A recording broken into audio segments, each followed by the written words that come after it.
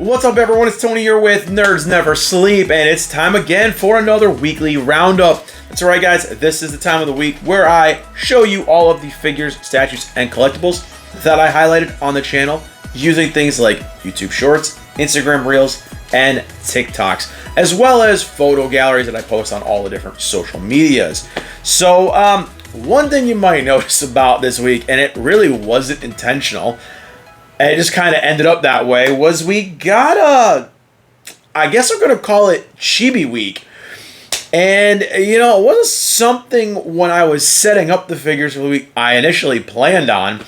It just, again, kind of spiraled into it. I was looking for figures that I haven't really shown too much of. I was looking through my stuff, and then I started looking through the GG Monstar stuff, and I'm going, you know what? I know I haven't showed this off. And then I looked and said, I haven't showed this off. And it kind of just spiraled into this thing where I was like, I think we got a theme here this week. So I did actually, again, make an impromptu theme week. And I know I already made a theme week for the month of June, which was the DC Comics Bombshell week. So I try to usually do one monthly themed week. And this time I kind of jumped the gun. So you might not get a theme week in July. We'll see. But again, you guys seem to really enjoy the more cutesy side of things. I know some people were a little weirded out by some of these, but I'll get into that as I discuss each one of the figures. So, as you can see here this week, I did actually go 6 for 6, finally, and have a figure for every day of the week. I know the previous weeks I have been kind of slacking, missing days, going way far in advance, things like that. But again, this week I'm trying to get things back on the up and up with the entire channel. And again, I'll get into that at the end of the video when I give you the page updates. But for right now, let's just get into just this culmination of cuteness, I guess, if you want to call it. And first, I went with one of the boys because I'm trying to, again, switch it up, give the guys a little something, give the girls a little something. And I know little cutesy figures doesn't really matter either way. So to start things off for the week, I went to My Hero Monday, of course, because we've learned the series is going to officially be ending. So why not bring us to a cutesy little Deku? Now, this is obviously based off his kind of, maybe you want to call it his early form, right? So this is actually going before he became Vigilante Deku and, got more of his gauntlets and things like that. So this is one of the earlier designs of his costume, I guess, so to speak. And, the Banpresto Q Poskets, I praise these things all the time because I always say, in my eyes, they're what Funko Pops should be. Things like these should be the popular thing in the zeitgeist and not the cringy things like Funko Pops. Sorry to say it, pop collectors, you guys can hate me. Come at me all you want. I think Pops, they're great for little kids. But I think from a collectible standpoint, they're kind of garbage. I'm guilty of having a few myself. Not many, but I do. I have a few. But when you look at something like a Q Posket, and they're around the same price point as a Funko Pop, this is what I would like to see become a more mainstream collectible. And Q Poskets do cover a lot of different series. Not nearly as much as Funko Pops, but again, these things are very, very cool looking. So if you're looking for something that's not quite cringy as a Funko Pop and actually has some personality, I definitely recommend you guys look into Q Poskets, which you're going to see a few of today. Twin Tuesday, however, was not a Q Posket, although it is a freaking super adorable figure. This is, I believe it's called a doll crystal or a crystal doll figure by Taito. And of course, it's the super cute dog ear version of Rem. Now, I've shown her normal scale version of this figure with the puppy ears on this channel a couple times. She's one of my favorites. And just recently, they actually put out a blue maid outfit version of the same puppy costume. And I believe they have a blue version of this one as well. She is super deformed, super freaking cute. I love the facial expression on her. Kind of got the arms out. She's in a little happy pose. She's got a little puppy tail. I think the style of it just looks so cool. And, well, that brings me over to Waifu Wednesday, which previously on the channel, Gigi and I did a quick unboxing of this one. So some of you might be seeing her for the first time. Some of you might not. This, of course, is the girl from Chainsaw Man, Power. And again, she is in Q-Posket form as well. And as I said with Deku, whereas his standing straight up kind of look has caused him to lean, Power, the way they have her feet placed, is actually causing her to not lean. But then again, her head, with the hair balancing it off, is not as heavy as Deku's just big plot of hair. So it all depends on how their feet are positioned and things like that, to if these things are going to balance over time. Just like a Funko Pop, where those things tend to lean and warp and stuff like that. Again, you look at this Power, and there is such personality in this little kind of cutesy figure that you just don't get in something like, again, a Funko. Which is why I keep insisting that these things should be more mainstream than Pops. And I love that they actually put the details in on her eyes. I could have done with a less serious look on her face and maybe something a little sillier, something showing her teeth. But all in all, this is a really, really solid piece. And I'm going to be honest, from a prize figure standpoint, one of the better representations of Power that we've gotten. Just saying. And another thing for the week that got a great representation was that time I got reincarnated on a Thursday. The super adorable Lady Malim right here, giving her signature peace sign pose. I absolutely love this. And it is funny because I thought out of everything here this week, she was going to get throttled in the algorithm. Because every time I post a Malim, or Milim, however you want to call it, every time I post one of her figures and she's in her standard costume, YouTube does not like it. So I was waiting for this to get destroyed. I've actually posted her other Worlder figure, which is in the same exact pose as this, but it's in her normal scale, right? And it gets destroyed every single time I post her. It's gotten flagged for nudity. It's gotten flagged for adult content before. And I'm shocked that so many of you got to see this one this week. And it's weird because it's a little cutesy chibi figure dressed in her standard costume. So, hey guys, I'm not going to look a gift horse in the mouth. Maybe the algorithm is learning that my content can kind of go either way. I don't know. But very, very awesome figure. And like I said, this is another Q-Posket. There's so much personality in this little figure. It's amazing. And again, you just don't get that with your Funkos. And speaking of Q-Poskets, again, Figure Friday. We went with another Q-Posket. Rated Gigi's newer collection. I got this one for her a little more recently. Of course,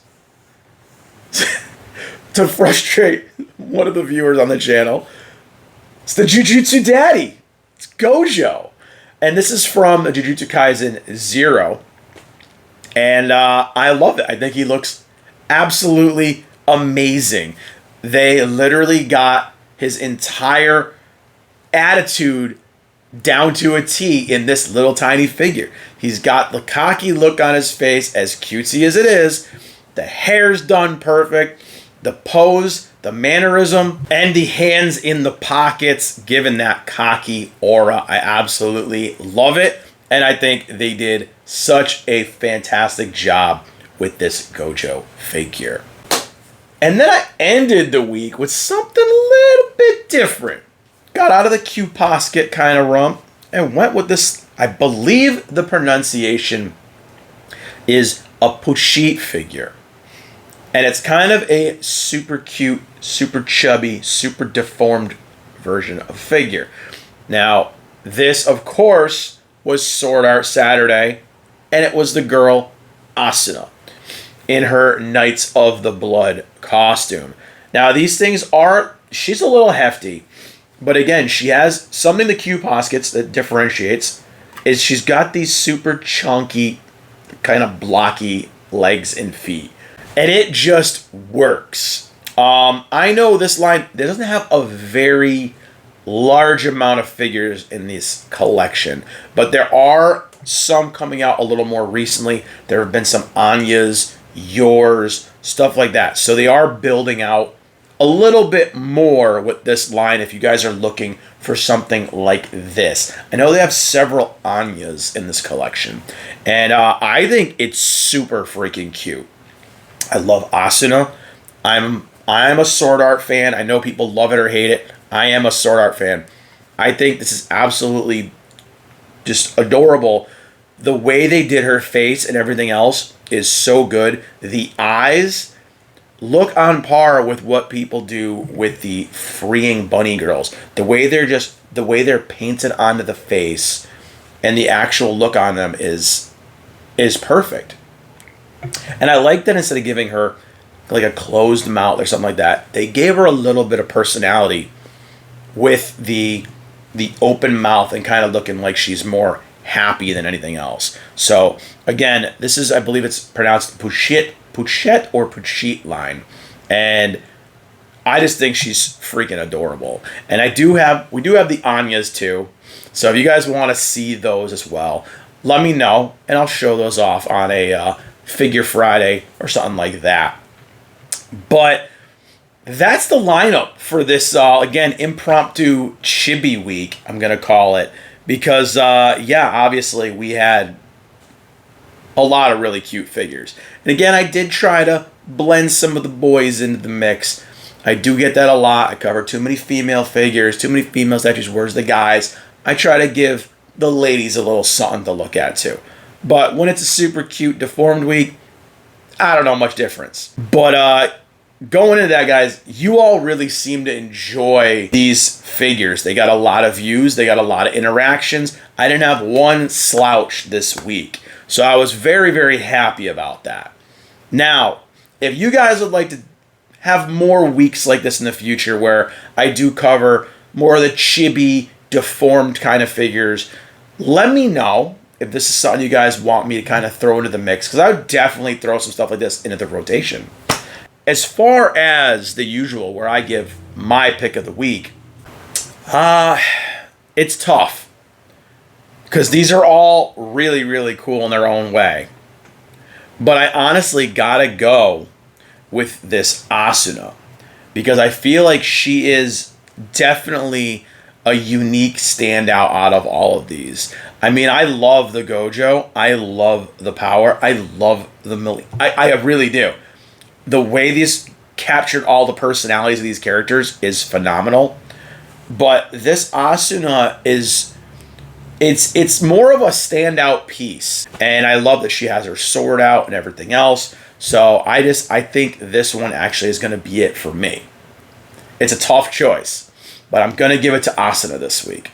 So let me know in the comments what your favorite figure this week was. But that's going to be it for the weekly figure roundup. Now, before I close this one out, I'm going to do the usual and give you guys the page updates. So as those of you might know, I kind of had a rough couple weeks.